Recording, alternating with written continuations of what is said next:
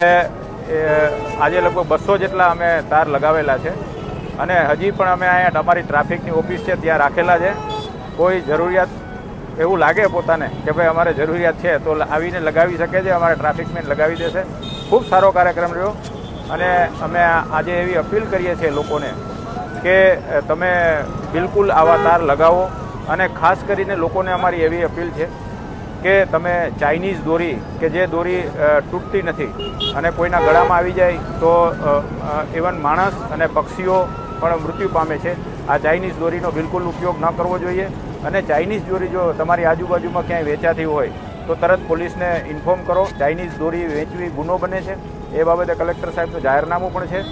અને ચાઇનીઝ દોરીની સાથે સાથે તમે જાણો છો કે ગુબ્બારા ઉડાવતા હોય છે અંદર, મતલબ આગ લગાવીને.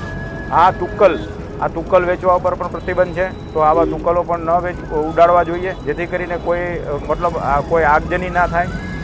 અને જો આવા કોઈ તુક્કલો વેચાતા હોય તમારી આજુબાજુમાં તો પોલીસને 100 નંબર ઉપર તમે ડાયલ કરીને પોલીસને ઇન્ફોર્મ કરી શકો છો.